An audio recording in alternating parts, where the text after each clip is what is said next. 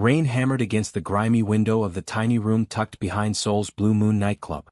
6-year-old Amara Harris sat on her worn blanket, coloring a picture of flowers while thunder rumbled overhead. Her mother worked the late shift downstairs, serving drinks to businessmen and tourists who filled the club every night.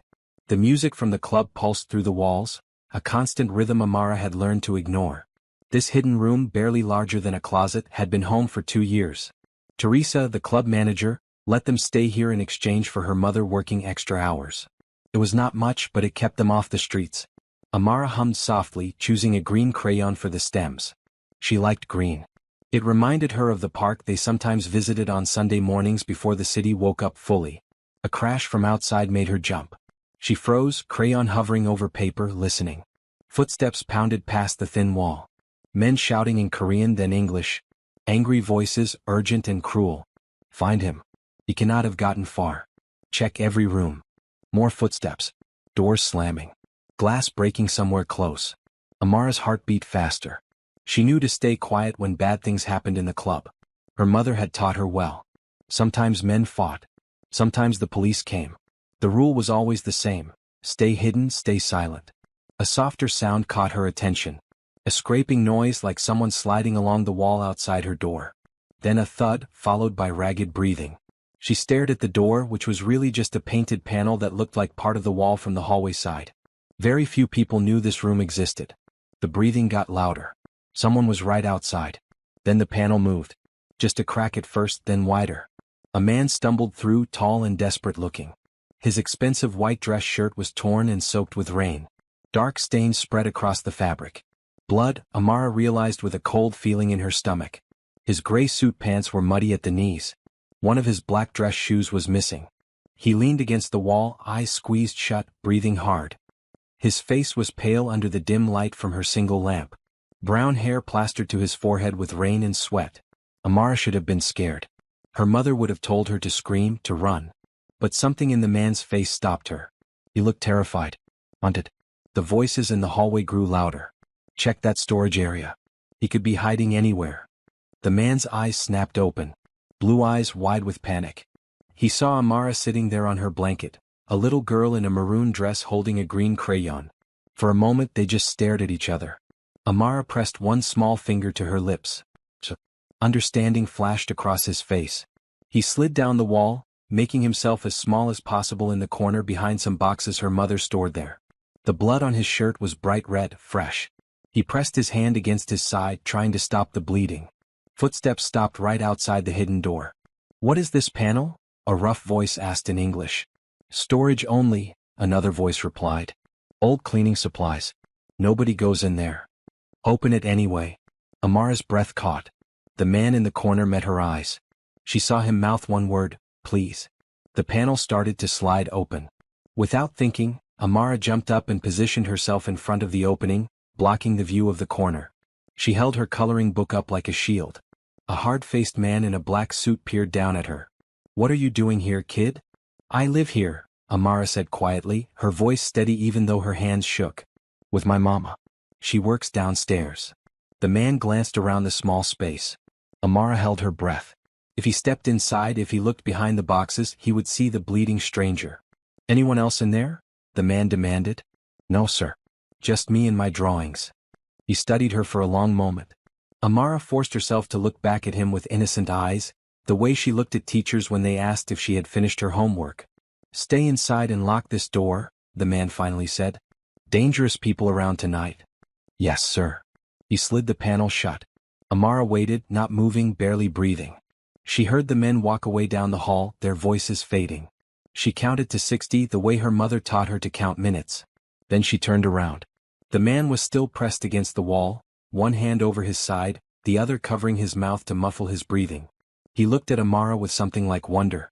You saved me, he whispered. Amara walked closer, studying him. Up close, she could see he was younger than she first thought. Maybe around the age of the nice teachers at her school. His clothes were expensive, even torn and bloody. His watch gleamed gold in the lamplight. You are hurt, she observed. Yes, I'm sorry. I didn't know anyone was in here. I was just trying to hide.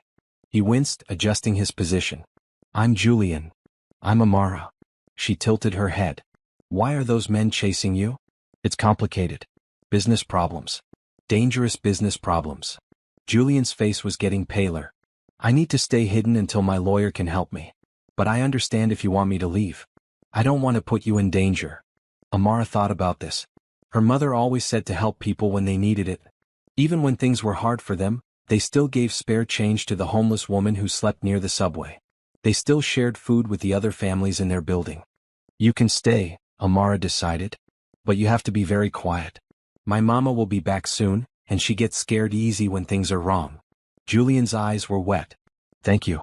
I promise I won't cause trouble. Amara nodded seriously. She went to her small collection of belongings and pulled out a clean towel. For the blood, she explained, handing it to him. He took it gratefully, pressing it against his side. You are very brave for someone so small. Mama says brave is just doing the right thing even when you are scared. Amara returned to her blanket and picked up her crayons. Are you very scared? Yes, Julian admitted. Very scared. Me too, Amara said. But maybe if we are both scared together, it is not so bad. She went back to coloring her flowers, but kept one eye on the stranger in the corner. Outside, the storm continued to rage, and somewhere in the building, dangerous men were still searching. But in this small hidden room, a little girl and a desperate billionaire formed an unlikely alliance. Julian watched her color with steady hands despite everything happening around them. What are you drawing? He asked softly. Flowers. For my mama. She likes flowers, but we cannot buy them. Amara selected a red crayon. So I draw them instead. Something in Julian's chest tightened. This child, living in a room barely fit for storage, hiding behind a nightclub, sharing her space with a stranger covered in blood. And she was drawing flowers for her mother. They are beautiful, he said quietly. Amara smiled a little. When those men leave, you should see a doctor. You are bleeding a lot. I will. As soon as it is safe. Julian leaned his head back against the wall, exhaustion and pain washing over him. Thank you, Amara. You might have just saved my life. You are welcome, she replied simply and went back to her drawing. Outside the hidden room, the nightclub music continued. The storm battered the windows. Dangerous men prowled the halls. But inside, in the soft glow of a single lamp, a bond was forming that would change everything. Would you keep hiding a stranger if it meant protecting someone innocent? Comment below and subscribe to see how this dangerous night unfolds. Will Amara's mother discover the truth? Can Julian survive until help arrives? Simone Harris's feet ached as she climbed the back stairs to the hidden room. It was past 2 in the morning, and the Blue Moon nightclub was finally closing down.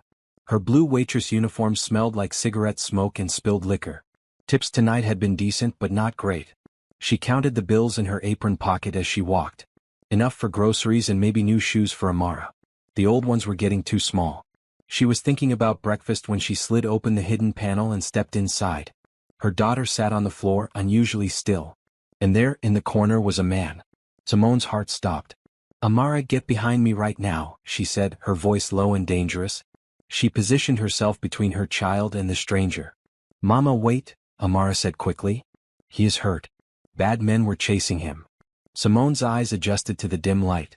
She took in the expensive clothes, the blood-soaked towel pressed against his side, the exhaustion in his face. The man held up one hand in a peaceful gesture. Please don't be afraid, Julian said quietly. Your daughter saved my life tonight. I mean you no harm.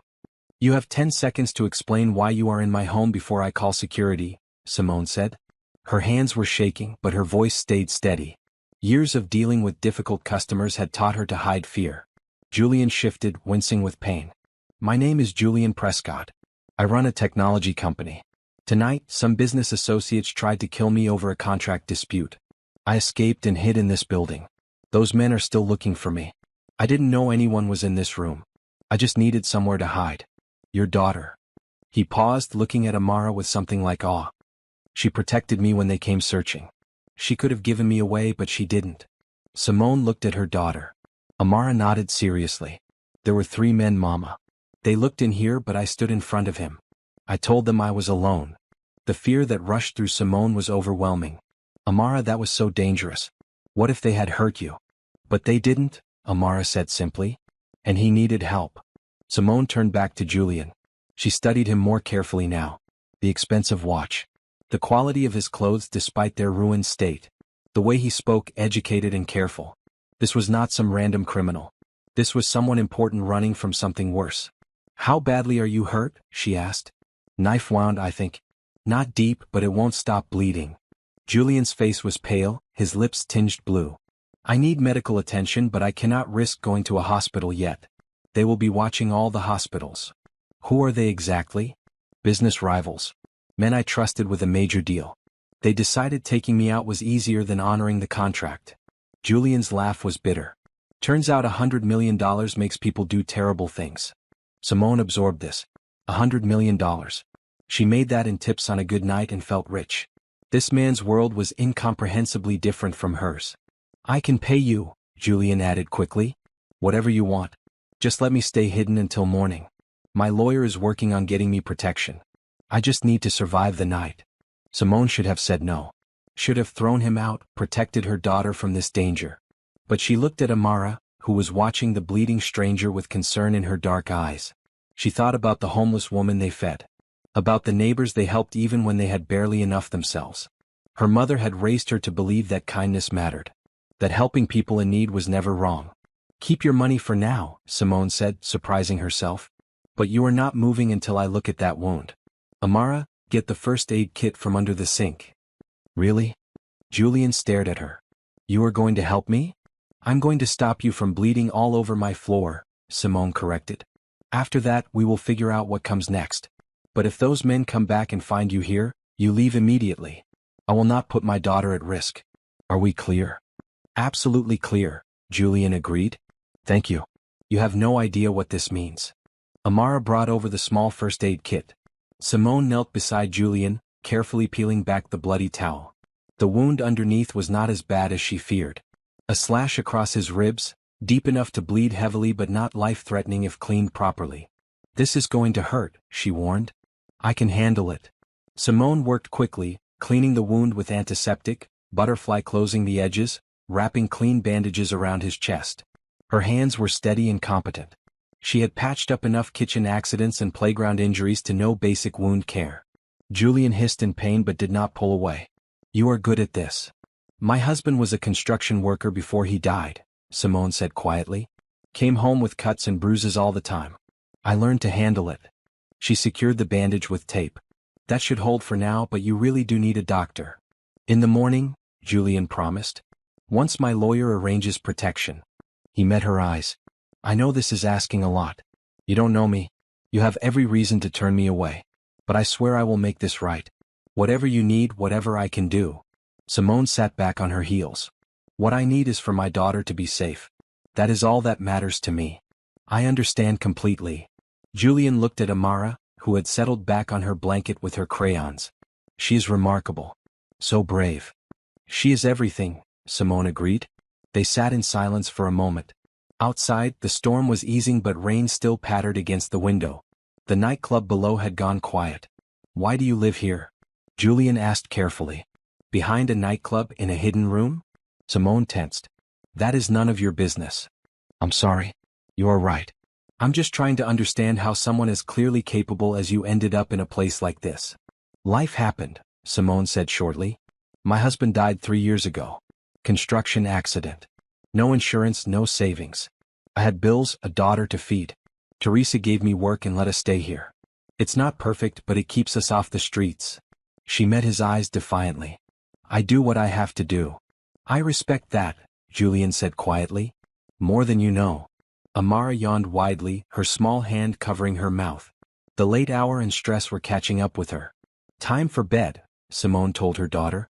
She helped Amara change into pajamas, a soft green nightgown that was getting too short. Tucked her into the narrow bed in the corner. Is Julian going to be okay? Amara whispered. I think so, baby. Try to sleep now. Okay, Mama. Amara's eyes were already closing. Simone kissed her forehead and returned to where Julian sat. She grabbed a spare blanket and handed it to him. You can sleep there. If you need anything during the night, wake me quietly. Do not leave this room for any reason. I won't, Julian promised. Simone, thank you. Truly. You did not have to help me. No, I didn't, Simone agreed. She thought about what Amara had said earlier. About being scared together making it less bad. But maybe doing the right thing is worth the risk. She made herself a small space on the floor near Amara's bed, using her jacket as a pillow. The room was cramped with 3 people instead of 2, but they made it work. As Simone closed her eyes, she wondered what morning would bring. If those dangerous men would return. If Julian's lawyer would really come through. If this one choice to show kindness would cost her everything.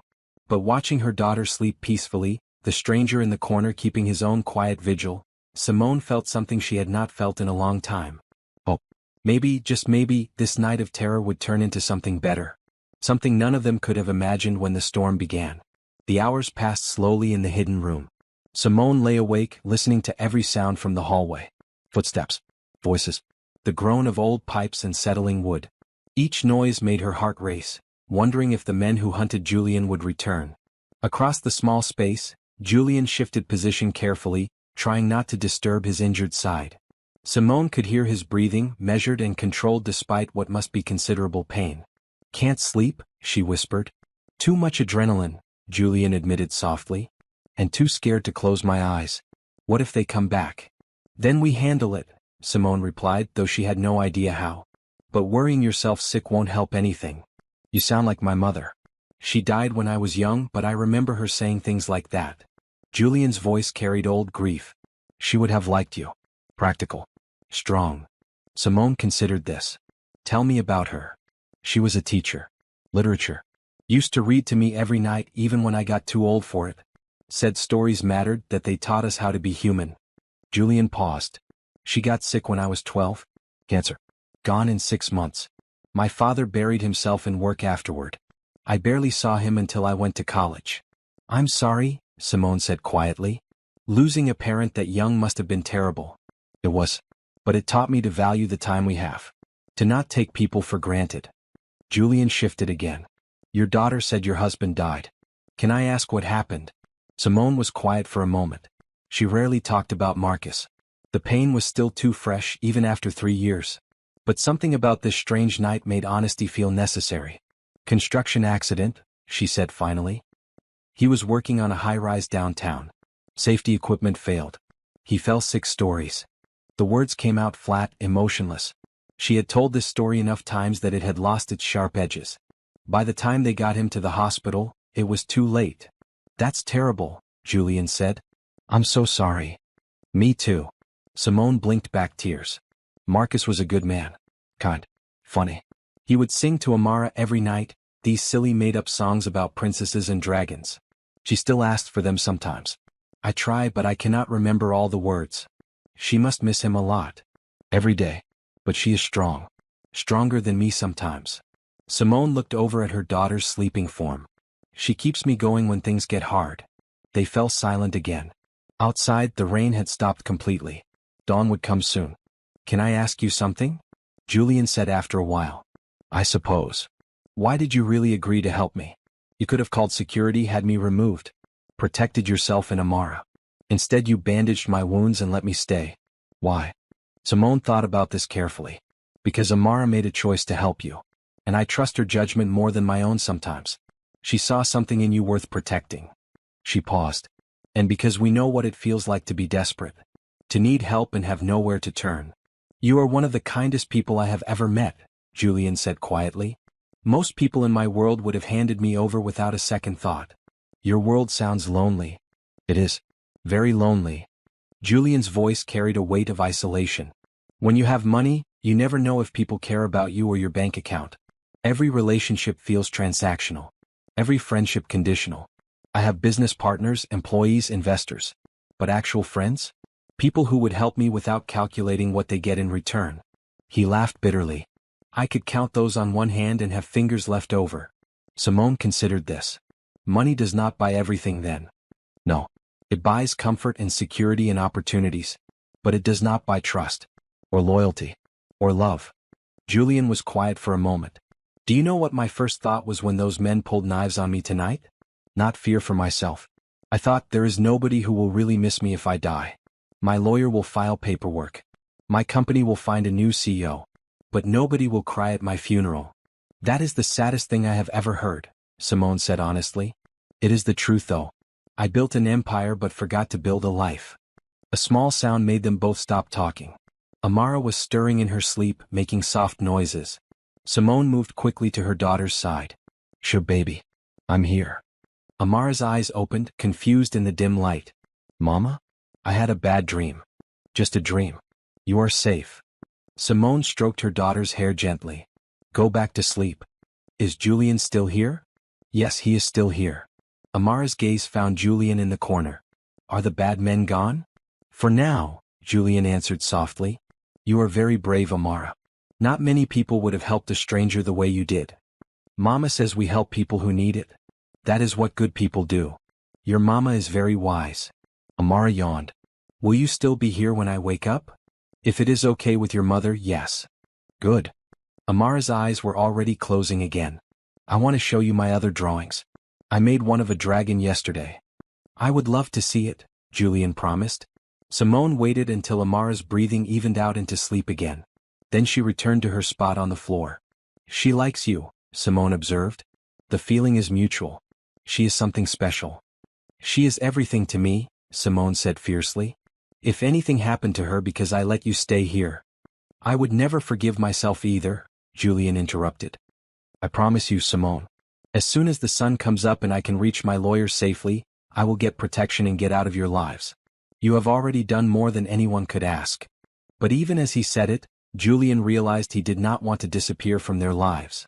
In this cramped hidden room with a struggling waitress and her brave daughter, he had found something he had been missing for years. Connection. Humanity. Purpose beyond profit margins and stock prices. What will you do? Simone asked. After you are safe, I mean. Go back to your company? Your life. Julian thought about this. I don't know. Tonight changed something. Made me see how empty everything has been. Maybe it is time to change that. Change is hard, Simone said. But sometimes it is necessary. Is that what you are doing? Changing your life. Trying to, Simone admitted. Every day I work at that club I tell myself it is temporary. That I will find something better, something that lets me spend more time with Amara. But temporary has turned into 2 years and I'm still here. What would you do? If you could do anything? Simone laughed quietly. I used to want to be a teacher. Like your mother. I love working with kids. But life got in the way. Marriage, pregnancy, bills. Dreams got smaller and smaller until they disappeared. Dreams don't have to disappear, Julian said. They can just wait until the time is right. Maybe, Simone allowed. But time keeps moving and we move with it whether we are ready or not. The conversation drifted into comfortable silence. Outside the hidden room, the nightclub was completely quiet now. The city beyond was starting to wake up. Soon dawn would break and with it, decisions would have to be made. But for now, in these last hours of darkness, 3 people who should never have crossed paths shared space and stories. A billionaire learning what really mattered. A waitress remembering her dreams. A little girl sleeping peacefully, unaware of how her simple act of kindness was changing everything. Julian closed his eyes, exhaustion finally overcoming fear. For the first time in years, he felt like someone actually cared if he lived or died. Not because of his money or his company, but because of who he was as a person. Simone watched over both of them, her daughter and the stranger she had chosen to protect. Morning would bring new challenges. But tonight they had survived together. And sometimes survival was enough. Pale sunlight filtered through the grimy window when Simone woke. Her body ached from sleeping on the hard floor, but she pushed the discomfort aside. Amara was still asleep, curled up with her worn stuffed rabbit. Julian sat in the corner, awake and alert despite the exhaustion in his eyes. Good morning, he said quietly. Morning. Simone sat up, wincing as her back protested. How is the wound? Sore but the bleeding stopped. Your bandaging held well. Julian checked his phone, which he had been keeping off to avoid being tracked. I need to turn this on and call my lawyer. But once I do, there is a chance they can trace the signal. Then make it fast, Simone advised. Call, tell him where you are, turn it off. Julian nodded and powered up the phone. It buzzed immediately with dozens of missed calls and messages. He ignored them all and dialed one number. Marcus, it is me, he said when someone answered. I'm safe. I need you to get me protection and handle the situation legally. I have evidence of their attempted breach of contract and the violence. Can you mobilize our lawyers? Good. I am hiding at the Blue Moon nightclub in Gangnam. Back room, 2nd floor. Send security, discreet security within the hour. He paused, listening. Yes, I am certain. And Marcus? I need you to arrange something else too. Simone listened as Julian gave quiet instructions about legal matters she did not fully understand. Corporate lawyers and police involvement and protection orders. It sounded complicated and expensive and far beyond her world. He ended the call and shut off the phone immediately. Done. My lawyer is handling everything. He is sending private security to escort me out safely, and we are pressing charges against the men who attacked me. With the evidence I have, they will be arrested today. So you are safe, Simone said. Getting there. Julian met her eyes. My lawyer is also arranging something for you. Payment for helping me and for putting yourselves at risk. Simone stiffened. I did not help you for money. I know that. That is exactly why I want to give it to you. Julian's expression was earnest. Please, Simone. Let me do this. You saved my life. Your daughter saved my life. The least I can do is make sure you don't have to work in that nightclub anymore. I need to work, Simone said sharply. I have bills. Rent. Food to buy. Then let me cover those bills while you find better work. Or. Julian hesitated. I could offer you a position in my company. Administrative work. Project coordination. Something that pays well and has normal hours so you can be with Amara. Simone stared at him. You don't even know if I am qualified. You managed to keep a stranger alive through the night while protecting your daughter and staying calm under pressure. You are more qualified than half the people I employ. Julian leaned forward. I am not offering charity. I am offering a fair trade. You gave me something invaluable last night. Let me return the favor. Every instinct told Simone to refuse. Pride, fear, the certainty that accepting would somehow cost more than she could afford. But then she thought about Amara, sleeping peacefully. About new shoes and healthy food and maybe a real home instead of a hidden room behind a nightclub. How much? She asked quietly. Julian named a figure that made her head spin. 3 times what she made at the club. With benefits.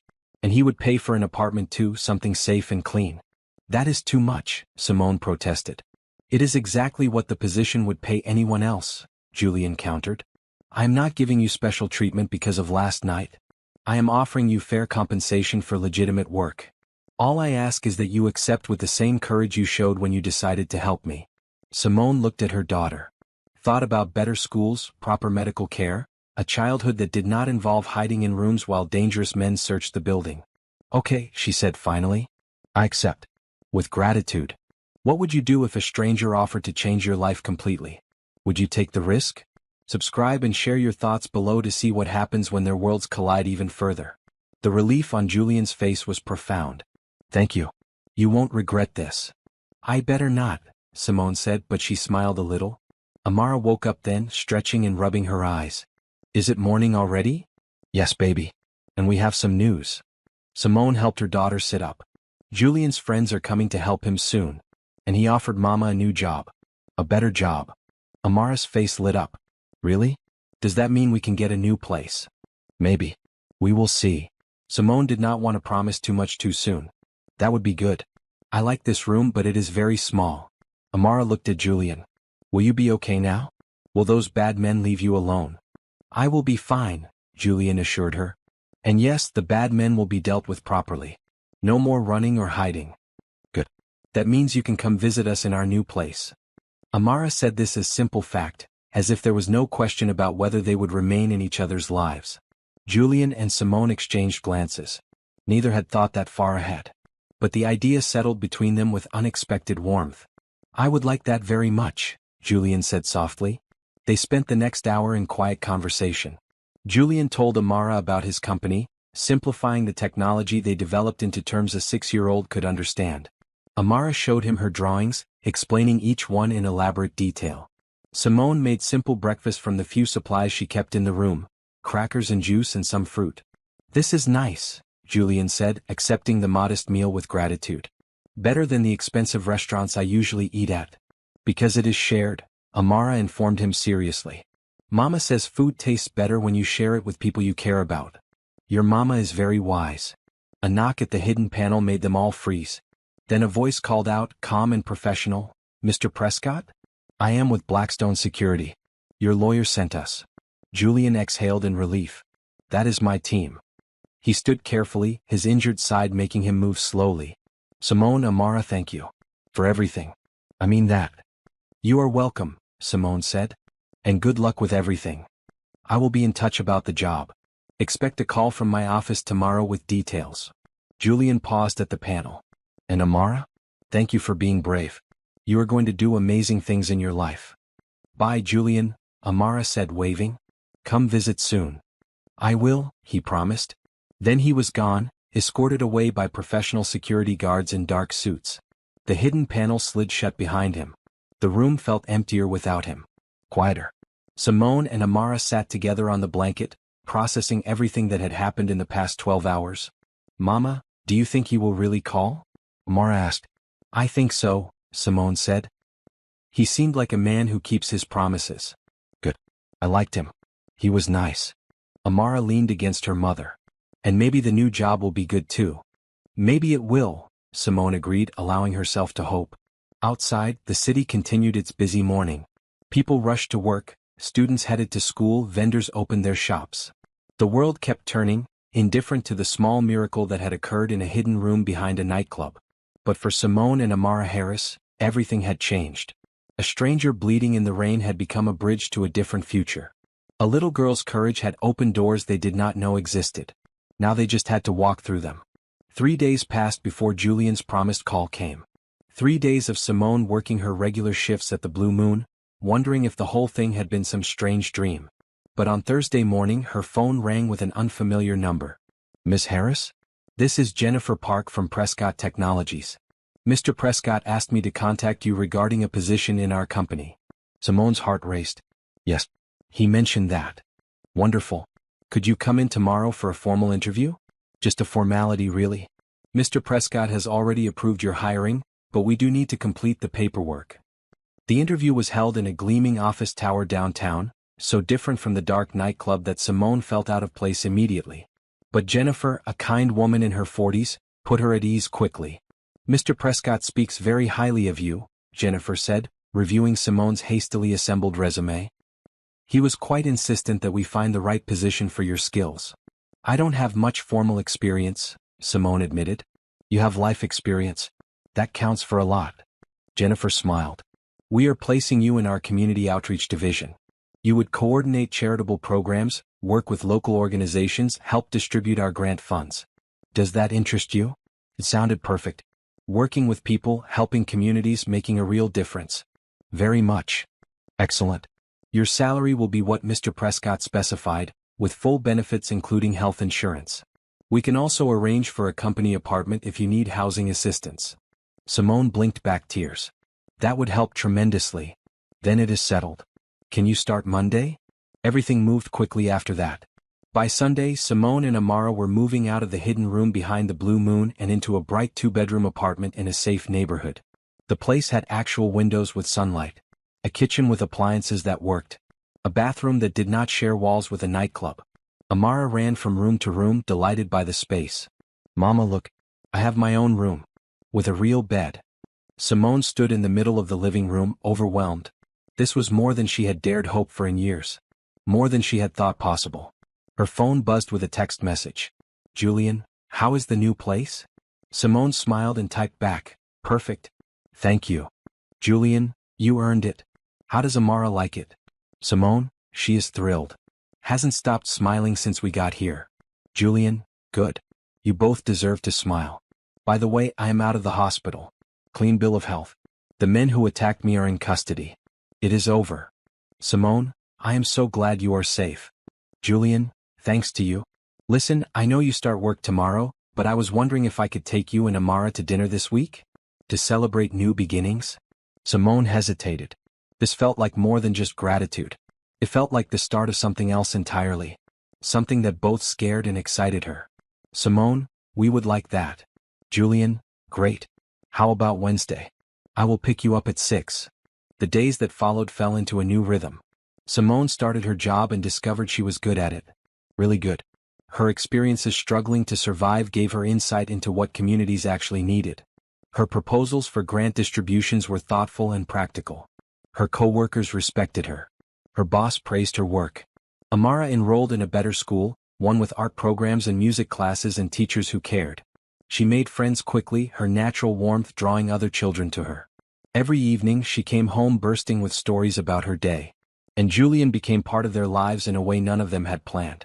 Wednesday dinner turned into Friday coffee. Weekend visits to the park turned into helping Amara with her homework. Julian, who had built a technology empire but never had a real family, found himself drawn into their small world with surprising ease. He taught Amara to play chess. She taught him to draw flowers. Simone watched them together and felt something warm settle in her chest. "He is lonely," Amara observed one night as Simone tucked her into bed. "Julian, I mean. He smiles, but his eyes are sad sometimes." "I think you are right," Simone agreed. "He has money and success but not much else. We should be his family then," Amara decided with the simple logic of childhood. "Everyone needs family." Simone kissed her daughter's forehead. "It is not that simple, baby." "Why not? We like him. He likes us. Family is just people who care about each other, right?" Out of the mouths of children, Simone thought. "You are very wise for 6 years old." "I know," Amara said without modesty. "So can Julian be our family?" "Maybe," Simone allowed. "We will see how things go." But things were already going somewhere, whether Simone was ready to admit it or not. Julian found excuses to stop by their apartment. Bringing takeout for dinner. Dropping off books he thought Amara would enjoy. Asking Simone's opinion on community programs his company should fund. They talked for hours. About everything and nothing. About childhood memories and future dreams. About loss and hope and the strange path that had brought them together. One evening, 3 weeks after that rainy night, Julian showed up with groceries and offered to cook dinner. Simone watched him move around her kitchen, this billionaire CEO chopping vegetables and explaining a pasta recipe his mother used to make. "You cook?" she asked, amused. "Badly, but yes. I lived alone for years. Had to learn or starve." Julian glanced over at her. "Does it bother you? Me being here so often?" "No," Simone said honestly. "It is nice. Having another adult to talk to. Amara loves the attention. And..." She paused, choosing words carefully. "I like your company. I like yours too." Julian set down the knife and faced her directly. "Simone, I know this is complicated. I know we come from very different worlds. But these past few weeks have been the happiest I have been in years. Being here with you and Amara feels more like home than anywhere I have ever lived." Simone's heart beat faster. "Julian, I am not asking for anything," he said quickly. "I just wanted you to know that this matters to me. You matter to me. Both of you." Before Simone could respond, Amara burst into the kitchen wearing her favorite green dress. "Julian, can we play checkers after dinner? I have been practicing and I think I can beat you now." The serious moment broke. Julian laughed and ruffled her hair. "You are on. But I warn you, I have been practicing too." They ate dinner together at the small kitchen table. Simple pasta with sauce, nothing fancy. But it tasted like home. Like family. Like the beginning of something real and lasting. Later, after Amara went to bed, Julian and Simone sat on the couch drinking tea. The apartment was quiet, peaceful. "Thank you," Julian said softly, "for letting me be part of this. For not keeping me at arm's length because of who I am or what I have." "You are not what you have," Simone replied. "You are who you are. And who you are is someone worth knowing." Julian's eyes were bright. "Nobody has ever said anything like that to me before. Then people have been looking at you wrong." Simone set down her tea. "I see you, Julian. Not the CEO. Not the billionaire. Just you. The man who plays chess with my daughter. Who cooks dinner in my kitchen. Who survived something terrible and came out the other side wanting to be better." "I see you too," Julian said. "The strongest person I have ever met. Raising a child alone, working impossible hours, never complaining. Never giving up. You are remarkable, Simone." They sat in comfortable silence, the space between them charged with possibilities. Neither ready to name what was happening but both feeling it grow. Outside, the city hummed with its endless activity. But inside this small apartment, 3 people who had found each other in the strangest circumstances were building something precious. A sanctuary. A home. A family. And it was just the beginning. 2 months into her new job, Simone had almost started to believe life could be simple. Good even. The past felt distant, nightmares replaced by steady routines and small joys. Then Teresa called. "Simone, honey, you need to come to the club. Now. Some men are here asking questions about that night." Simone's blood ran cold. "What night?" "You know what night. 2 months ago when all those security types were crawling around. These new guys are official looking. Lawyers or investigators or something. They are asking if anyone saw a man hiding in the building." "I will be there in 20 minutes, Simone said. She called Julian immediately. He answered on the first ring, his voice tight with worry. I heard. My lawyer just contacted me. The men who attacked me are trying to build a defense, claiming I provoked them, that I was trespassing illegally, anything to reduce their charges. Their legal team is investigating my whereabouts that night, trying to find witnesses who might support their version. What do I tell them? Simone asked. The truth. You saw nothing. You were in your room with Amara all night. You had no idea anyone was in the building until security cleared them out. Julian paused. But Simone, if they press you, if they threaten you in any way, you tell them everything. I will not let you risk yourself or Amara to protect me. I am not worried about me. I am worried about you. I have lawyers. Good ones. But you and Amara are more important than any court case. Promise me you will be careful. Simone promised and arranged for a neighbor to watch Amara after school. Then she headed to the Blue Moon. The club looked different in daylight. Seedier, more worn. Two men in expensive suits sat at the bar with Teresa, who looked unhappy. Simone Harris? One of them asked, standing as she approached. I am Robert Chong, attorney for Kim Enterprises. We represent the men who were falsely accused of attacking Julian Prescott. Falsely accused? Simone kept her voice neutral. We have evidence suggesting Mr. Prescott initiated the confrontation and then fabricated an assault claim to damage our client's business reputation. Chong pulled out a tablet. We know Mr. Prescott was in this building that night. We have security footage of him entering. But the footage shows him leaving with private security hours later, uninjured and walking steadily. That contradicts his claim of a serious knife wound. Simone's mind raced. The footage must have been taken after she bandaged him, after the bleeding stopped. Of course he looked fine by then. I don't know anything about that, she said carefully. You were living in the building at the time, correct? In a hidden room on the second floor? Yes. Did you see Mr. Prescott that night? No. It was not quite a lie. She had not seen him enter. Only after he was already hiding in her room. Chong studied her face. Ms. Harris, do you currently work for Prescott Technologies? Yes. Interesting timing. Mr. Prescott hired you shortly after that night. Gave you an apartment. Substantial salary increase. Some might see that as payment for your silence. Anger flared in Simone's chest. Mr. Prescott hired me because I am qualified. The apartment is company housing, available to all employees. And my salary is standard for my position. Can you prove you had no contact with Mr. Prescott that night? Can you prove I did? Simone met his eyes steadily. Because unless you have evidence, I think we are done here. Chong smiled coldly. We will be in touch, Ms. Harris. I suggest you think carefully about where your loyalties lie. Obstruction of justice carries serious penalties. After they left, Teresa pulled Simone aside. What really happened that night? And do not lie to me, honey. I have known you too long. Simone hesitated. Teresa had given her work when nobody else would. Had let her and Amara stay in that hidden room. She deserved honesty. Julian was hiding in my room. He was hurt badly. I bandaged him and kept him safe until his security arrived. That is all. Teresa sighed. You should have told me. I know. I am sorry. And now those lawyers are circling like sharks. Teresa shook her head. Simone, I care about you. But if this turns legal, if they subpoena me, I have to tell the truth. The club cannot afford to get tangled in some corporate lawsuit. I understand. Just, give me time to figure this out. Simone left feeling shaken. She texted Julian to update him and received an immediate response asking her to meet him at a coffee shop near her office. He was waiting at a corner table, worry etched into his face. He stood when she arrived, then seemed uncertain whether to hug her or keep distance. They settled on an awkward hand squeeze. I am so sorry, Julian said as they sat. This is my fault. I should have anticipated they would try something like this. It is not your fault that they are criminals trying to avoid consequences, Simone countered. But Julian, if this goes to court, if I have to testify, then you tell the truth. All of it. I mean that. Julian leaned forward. I will not let you commit perjury for me. If it comes to that, we explain exactly what happened. You gave emergency medical care to someone in danger.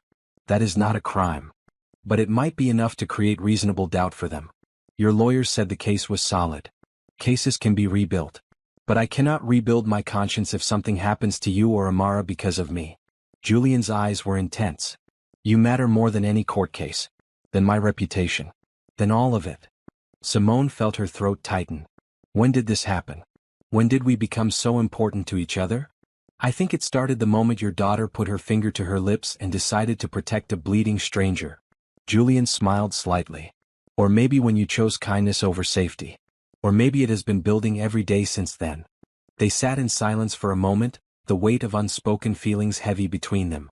What do we do now? Simone finally asked. We wait. See if they actually have grounds to push this investigation or if they are just fishing for leverage. Julian reached across the table and took her hand. But whatever happens, we handle it together. Okay. Okay, Simone agreed. That evening, Simone picked Amara up from the neighbor's apartment and tried to act normal. But Amara, perceptive as always, noticed her distraction. Is something wrong, Mama? Just work stuff, baby. Nothing for you to worry about. Is it about Julian? Is he in trouble again? Simone hesitated.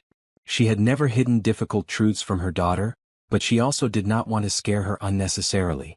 Some people are asking questions about the night we helped him. But it is going to be okay. Julian has good lawyers and we told the truth. That is all we can do. Amara nodded seriously. The truth is important. Even when it is hard. Yes, it is. And we will tell it if we have to. But for now, we just keep living our lives and being good people. Okay. Amara seemed satisfied with this answer. She returned to her homework, leaving Simone to her worried thoughts. Julian called later that night after Amara was in bed. My lawyer spoke with their legal team. They are bluffing. No real evidence, just trying to shake us into revealing something useful. But he advised us to be cautious. No private meetings that could be misconstrued. Limited contact until this blows over. Limited contact, Simone repeated, her heart sinking. I hate it too. But it is temporary. Just until the case goes to trial and their defense strategy fails. Julian sounded miserable. I'm sorry, Simone, for bringing this chaos into your life. You brought other things too, she said softly. Good things. Important things. Do not apologize for that. They talked for another hour, neither wanting to end the call. When they finally said goodnight, Simone lay in bed staring at the ceiling, thinking about how quickly life could shift from peaceful to complicated. But she also thought about Julian's words. That she mattered more than his court case. That they would handle this together. Whatever came next, they would face it. Just like they had faced that first terrible night. With courage. With honesty. With faith that doing the right thing would be enough. The investigation dragged on for 3 weeks. 3 weeks of lawyers, depositions and mounting pressure. Julian followed his lawyer's advice and kept his distance. No visits to Simone's apartment. No dinners together. Just brief professional texts about work matters. Amara noticed immediately. Why does Julian not come over anymore? He is very busy with work, baby. He was always busy before and still came over. Amara's eyes were too knowing. Did something bad happen?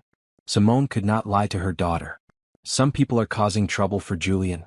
We have to be careful for a while until it gets fixed. The men from that night? Yes.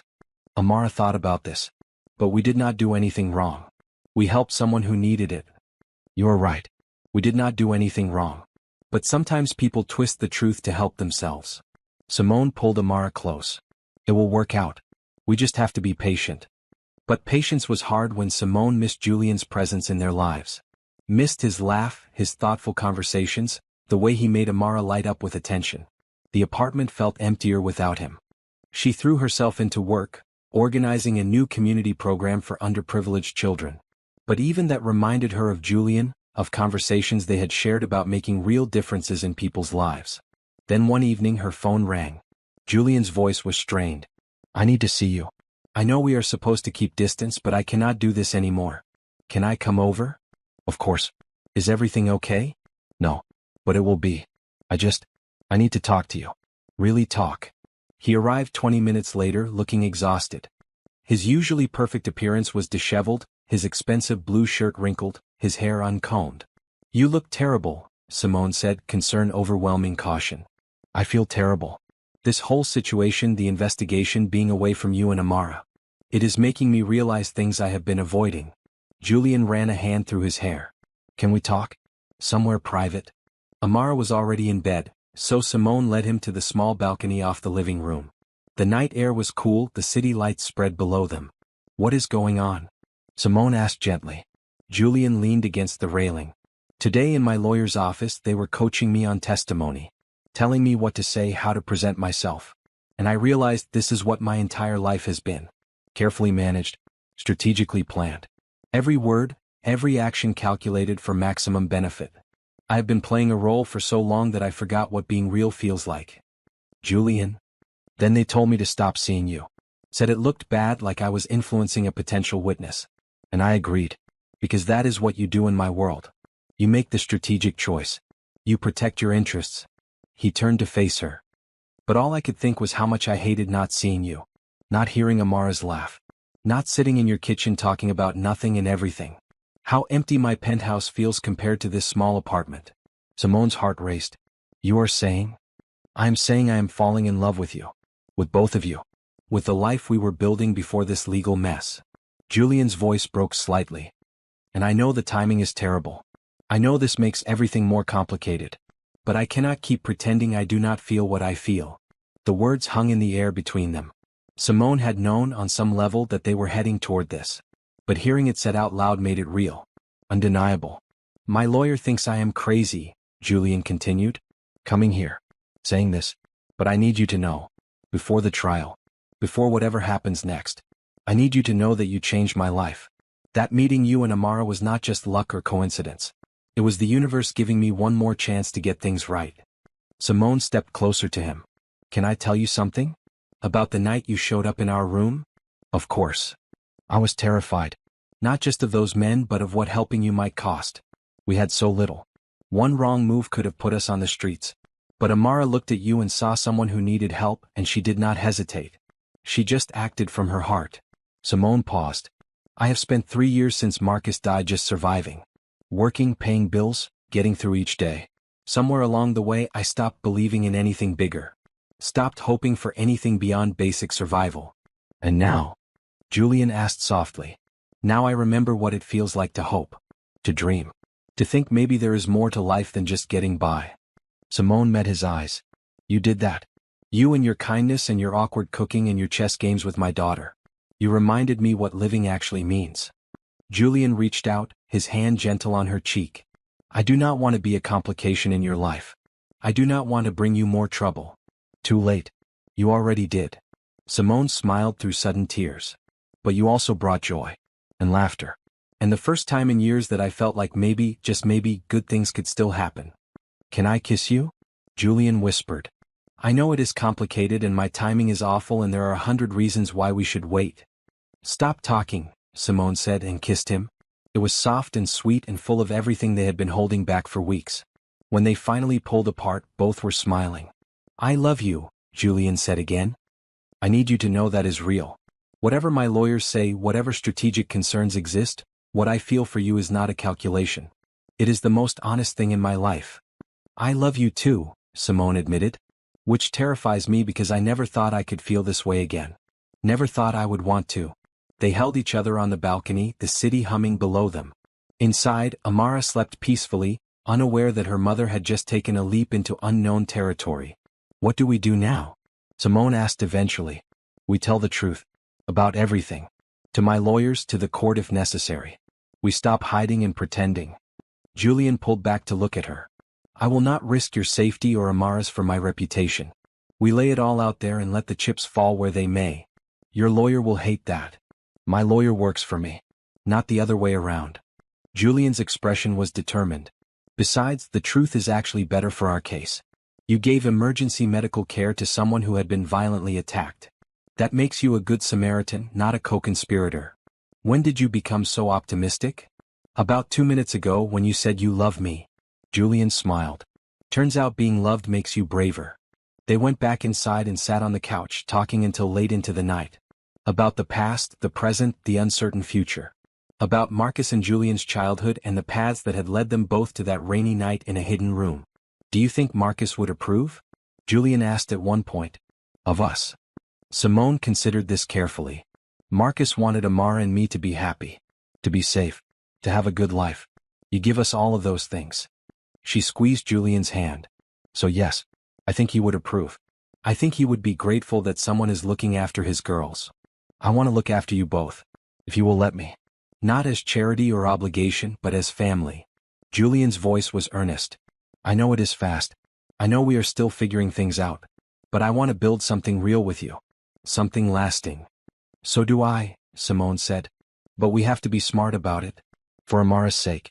She is already attached to you. If this does not work. It will work, Julian said with quiet confidence. Because we will both make sure it does. Because what we have is worth fighting for. They talked until exhaustion won and Julian left reluctantly, promising to call his lawyer first thing in the morning to arrange a new strategy. One based on truth instead of careful management. Simone watched him go, her heart full of hope and fear in equal measure. Loving Julian meant risking everything again. Meant trusting that good things could last. That happiness was not just a brief moment before the next crisis. But watching him look back at her one more time before the elevator doors closed, she knew it was worth the risk. Some things were worth fighting for. Worth believing in. And love, real love, was one of them.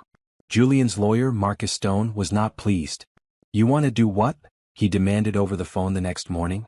I want to submit a full accounting of what happened that night, including Simone's role in providing medical care.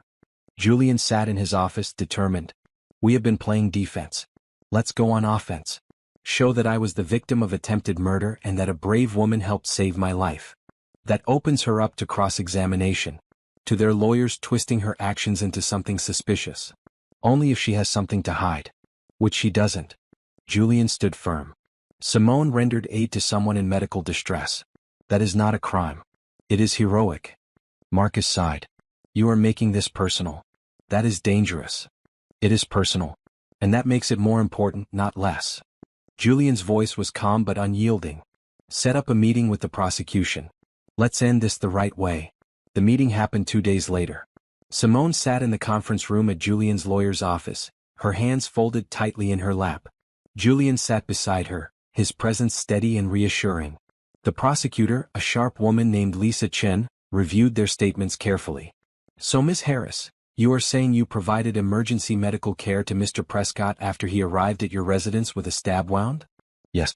I cleaned the wound, applied bandages, kept him stable until his security team arrived. And you did not call the police or emergency services? I was concerned about the men searching the building. Mr. Prescott indicated they were dangerous. I made a judgment call to keep him hidden until safer help could arrive. Simone met the prosecutor's eyes directly. I was protecting my 6-year-old daughter as much as Mr. Prescott. Lisa made notes. And the job at Prescott Technologies? The apartment. I earned those, Simone said firmly. I am good at my job. I work hard. Mr. Prescott offered me a position because he saw my potential, not as payment for silence. The defense will argue otherwise. Let them, Julian interjected. We have documented proof that Simone's salary matches others in her position. That her apartment is standard company housing. That her performance reviews are excellent. There is no evidence of impropriety because there is none. Lisa studied them both. You two are involved romantically, correct? Yes, they said together. That complicates things. No, it clarifies them, Julian corrected. I fell in love with an extraordinary woman who showed me kindness when I needed it most. That does not diminish the crimes committed against me. If anything, it strengthens my resolve to see justice done. Lisa closed her folder. Here is where we stand. The defense's investigation has turned up nothing substantial. No evidence you initiated the confrontation. No witnesses supporting their version of events. Their case is weak and getting weaker. She leaned forward. If Ms. Harris testifies to what happened that night, provides context for your injuries and timeline, it would be helpful. But I need to know she can handle cross-examination. Defense lawyers will try to rattle her. I can handle it, Simone said quietly. I have been through worse than aggressive questions. All right then. We will prepare you for testimony. And Mr. Prescott, I suggest you and Ms. Harris maintain appropriate boundaries until after the trial. No appearance of impropriety. How much longer? Julian asked. Trial date is set for 6 weeks from now. Jury selection starts in 5 weeks. Until then, keep your heads down and stay available. They left the meeting with cautious optimism. In the elevator, Julian took Simone's hand. Thank you for being willing to testify. I know it is not easy. It is the truth. That makes it easier. Simone squeezed his hand. Besides, I want those men held accountable for what they did to you. Still, you are risking a lot. So are you, Simone pointed out. We are in this together, remember? Julian smiled. Together. I like the sound of that. Over the next few weeks, they prepared for trial while trying to maintain some normalcy. Julian helped Amara with a school project about family trees. Simone organized a major charity event for Prescott Technologies. They stole moments together when they could, always aware of watching eyes and potential scrutiny. Then Marcus called with news. The defense wants to negotiate a plea deal. They know their case is falling apart. No trial, reduced charges, but they would plead guilty to assault. Julian felt relief wash over him. What are the terms? They serve time. Probation. Restraining orders. They stay away from you and your business permanently. And they drop any claims about you provoking the attack. What does the prosecutor say? She recommends accepting. Gets you justice without the circus of a trial. Protects Simone from cross-examination. Clean ending. Julian thought about Simone, who had been losing sleep over the prospect of testifying. About Amara, who had been worried about her mother. About the chance to put this behind them completely. Accept the deal, he said. Let's end this. When he told Simone, she nearly cried with relief. It is really over? Really over. They plead guilty next week, then sentencing. But the threat to us is done. Julian pulled her into his arms. We can move forward now. No more looking over our shoulders. That evening they told Amara together. She listened seriously, then asked the important question. Does this mean Julian can come over whenever he wants again? Yes, Julian said, grinning. In fact, I was hoping to come over a lot more. If that is okay with both of you. More than okay, Simone said softly. The plea hearing happened on a Wednesday morning. Julian and Simone attended, sitting in the courtroom as the three men who had tried to kill him stood before a judge and admitted guilt. Accepted responsibility for their actions. Justice, Julian thought. Not perfect but real. Afterward, standing on the courthouse steps, Julian turned to Simone. I have something to ask you. Both of you really? What is it? Move in with me. You and Amara.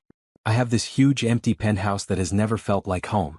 But when you are there, when I hear Amara's laugh echoing off the walls and see your things mixed with mine, it feels right. He took her hands. I know it is fast, but we have been building toward this since that first night. Let's stop pretending we are not meant to be together.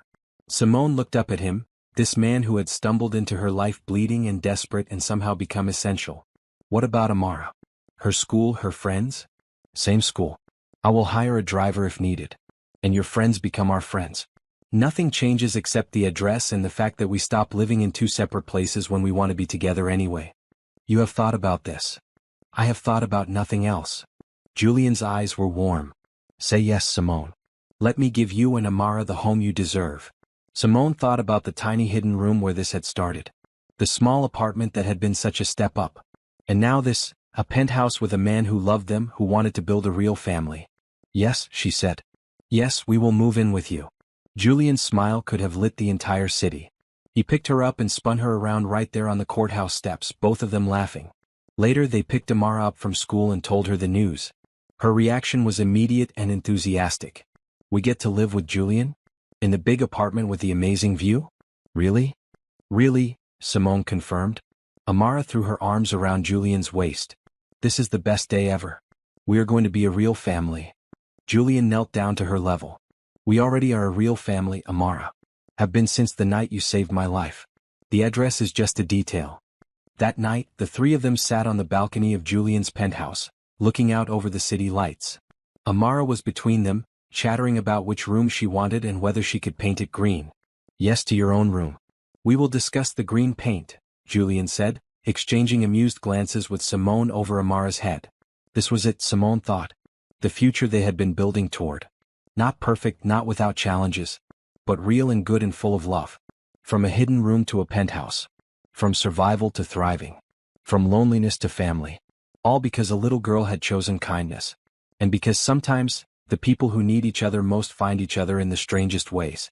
Hope, Simone decided, was a powerful thing. And she had plenty of it now. Moving day arrived 3 weeks later on a bright Saturday morning. Simone stood in the apartment that had been her first real home in years, boxing up their belongings. It felt strange to be leaving even though she was moving somewhere better. Sad? Julian asked, carrying empty boxes from his car. A little. This place represented starting over. Getting back on our feet. Simone taped up a box of kitchen items. But I am happy too. Excited for what comes next. Amara ran through the rooms, making sure they had not forgotten anything. Her energy was infectious, her joy at the upcoming move making everyone smile. "Mama, can we bring the drawings I hung on my wall?" "Of course, baby. Those are yours." Julian helped carefully remove the artwork Amara had created over the past months. Each piece was precious to her, markers of growth and creativity. "You know," Julian said, studying a particularly colorful drawing of their small family, "we should frame these properly. Display them in the penthouse." "Really?" Amara's eyes went wide. "Really? They are beautiful and they tell our story. Why would we hide them away?" The moving process took most of the day. Friends from Simone's job helped carry boxes. Teresa stopped by with food and well wishes, genuinely happy to see Simone moving forward. Even some neighbors came to say goodbye to Amara, who had charmed everyone in the building. By evening they were settled into Julian's penthouse. It was enormous compared to anything Simone and Amara had known. Floor-to-ceiling windows overlooked the city. Modern furniture, expensive artwork, a kitchen that could have been featured in magazines. "It is so big," Amara whispered, awed. "It is ours," Julian corrected gently. "You're home now. Feel free to make noise, run around, be yourself. I want this place to feel lived in." Over the next few weeks, the penthouse transformed. Amara's drawings went up in the hallway. Simone's books filled the shelves. Family photos appeared on tables. The space that had been sterile and perfect became warm and welcoming. Julian found himself coming home eager instead of reluctant. Hearing Amara's laughter as she played. Smelling dinner cooking as Simone experimented in the kitchen. Finding sticky notes with sweet messages left randomly around the apartment. This was what he had been missing his entire adult life. Not the expensive things or the prestigious address. Just people who cared about him. Who were happy when he walked through the door. Who made even ordinary moments feel special. One evening, about a month after they moved in, Julian's phone rang with news from Marcus. The sentencing came down today. All 3 defendants got prison time. 2 years minimum, 5 years maximum depending on behavior. Plus probation after release and permanent restraining orders. "It is really done," Julian said, feeling a weight lift from his shoulders. "Really done. You can move forward without looking back." Julian shared the news with Simone, who was preparing dinner while Amara did homework at the kitchen counter. Her relief was visible. "Thank goodness. I was worried they would get off with just probation."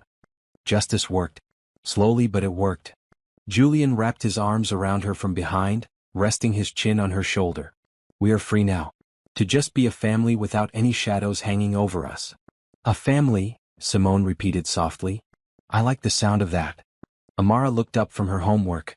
"Does this mean no more bad men? Ever?" "Ever," Julian confirmed. "They cannot come near us. The law protects us now." "Good. I was tired of being worried." Amara returned to her math problems with characteristic focus. That weekend they celebrated properly.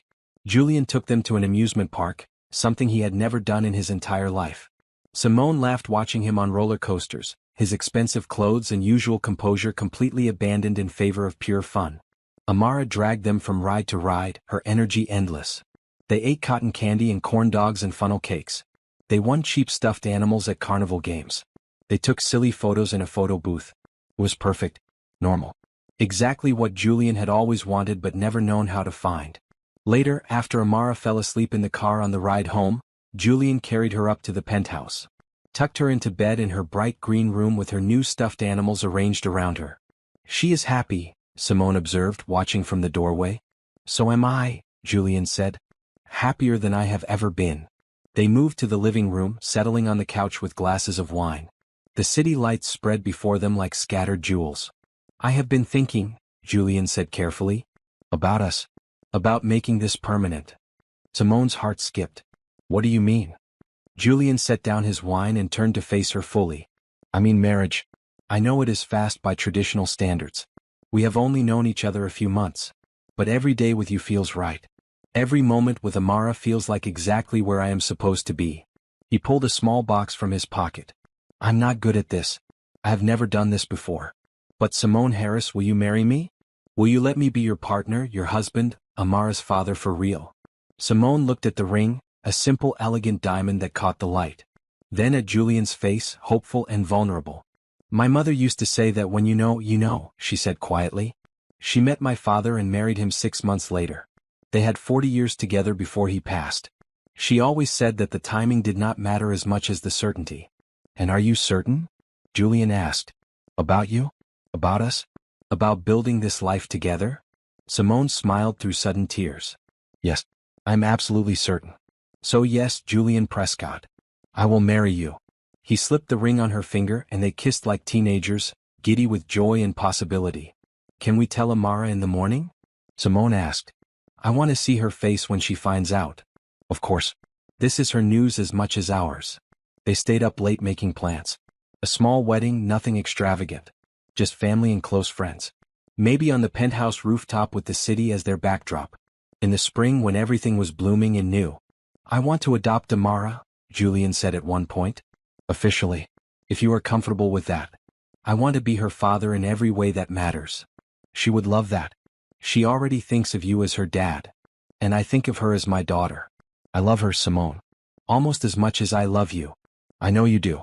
I see it in how you look at her. How you protect her. How you remember the little things that matter to her. Simone leaned against him. Marcus would approve. Of you. Of this. He wanted Amara to have a good father. You are that. In the morning they woke Amara with the news. She stared at the ring on Simone's finger, processing. You are getting married? For real?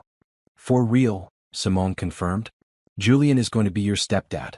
And he wants to adopt you if that is okay with you. Amara looked at Julian seriously. Does that mean you will be my dad? Like officially? If you want me to be, Julian said gently. I would be honored. Amara threw herself into his arms. Yes, I want that. I want us to be a real family with the same last name and everything. Julian held her close, his eyes wet. Then that is what we will be. A real family. Forever. They spent the morning celebrating, making pancakes together and planning the wedding. Amara insisted on being involved in every detail, from the flowers to the music to what everyone would wear. Can I wear green? She asked. It is my favorite color. You can wear whatever you want, Simone promised. This is your day too. Later, after Amara went to play in her room, Julian pulled Simone close. Thank you for saying yes. For trusting me with your heart and your daughter. Thank you for seeing us. For choosing us. For making room in your life for something real. They stood together in the penthouse that had become home, watching the city beyond the windows.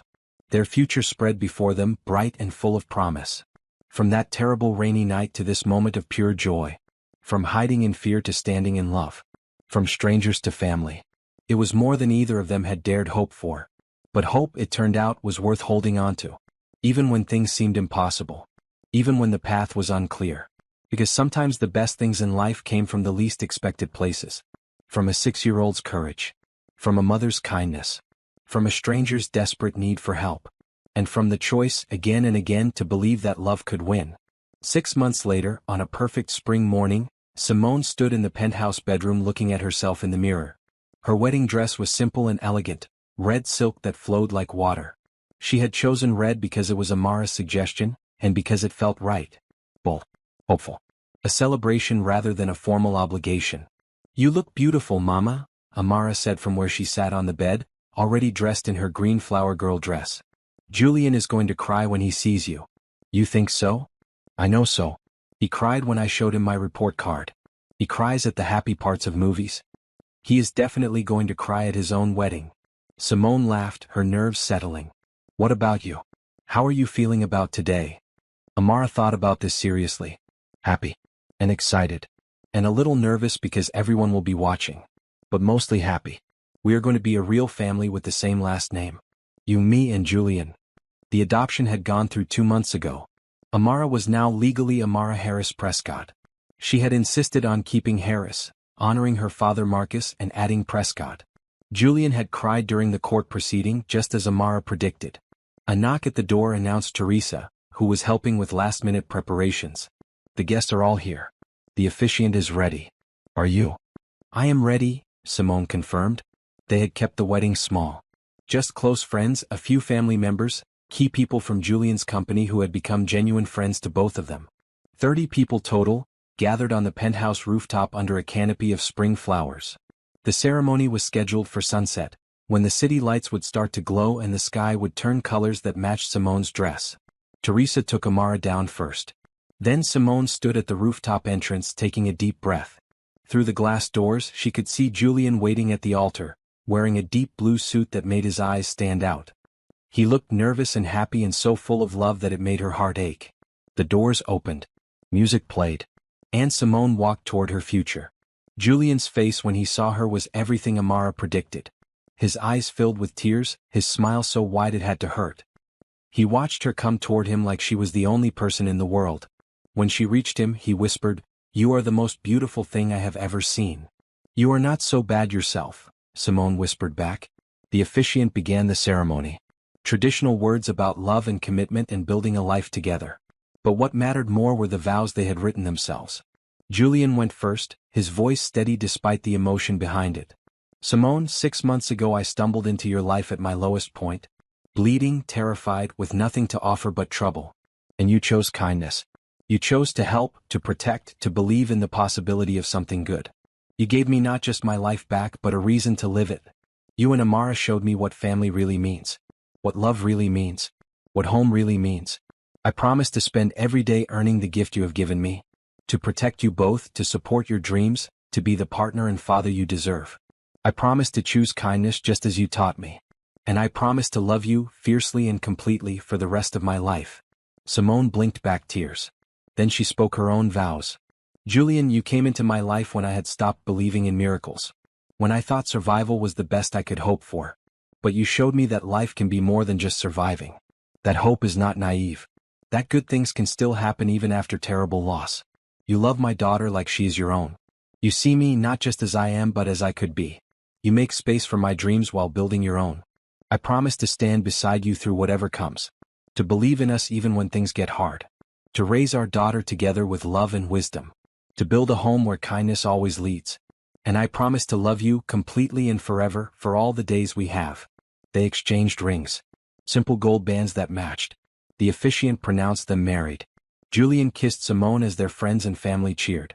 Amara, standing beside them as their flower girl, whispered loudly, "I told you he would cry."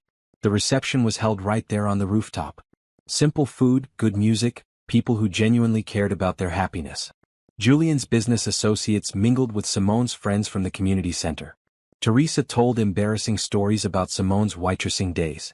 Julian's lawyer Marcus gave a surprisingly heartfelt toast about finding love in unexpected places. But the best moment came when Julian took the microphone for his own speech. Most of you know the abbreviated version of how Simone and I met. A chance encounter, a difficult situation, a happy ending. But what you might not know is how much that night changed everything. I was successful before. Rich, respected. But I was also lonely. Isolated. Going through the motions of a life without actually living. He found Simone in the crowd and smiled. Then this incredible woman and her remarkable daughter showed me what really matters. Not money or status or power. But connection. Kindness. Love. They saved my life in every way that matters. And I get to spend the rest of my life being grateful for that." He turned to Amara, who was eating cake with her friends from school. "And Amara, thank you for being brave that night. For putting your finger to your lips and protecting a stranger. For teaching me about courage and kindness and seeing the best in people. I am so proud to be your dad." Amara beamed at him, cake frosting on her face. The party continued into the night. Dancing under string lights. Laughter and joy and celebration. It was perfect in its simplicity, in its focus on what truly mattered. Later, after most guests had left and Amara had fallen asleep on a couch inside, Julian and Simone stood at the rooftop edge looking out over the city.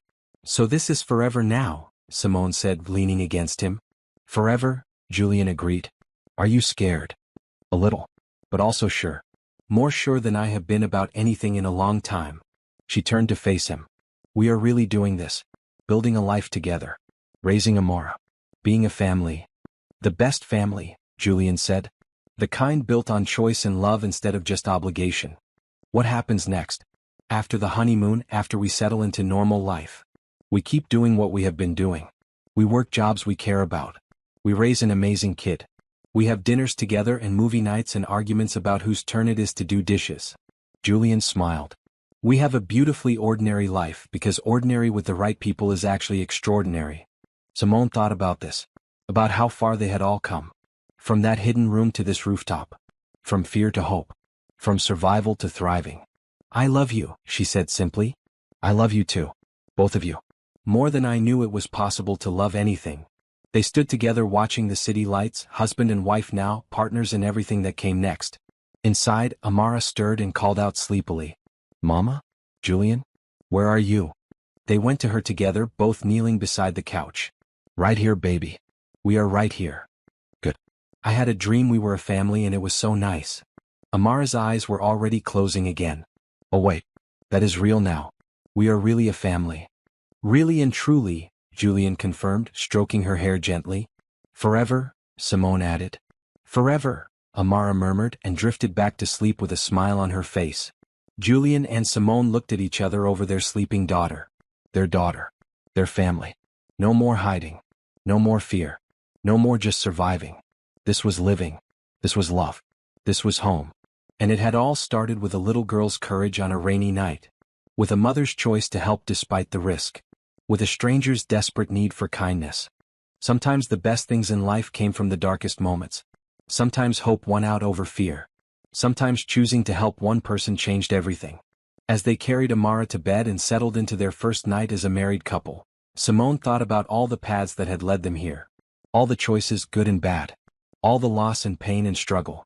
It had been worth it. Every difficult moment. Every scared night. Every uncertain step forward. Because it had led to this.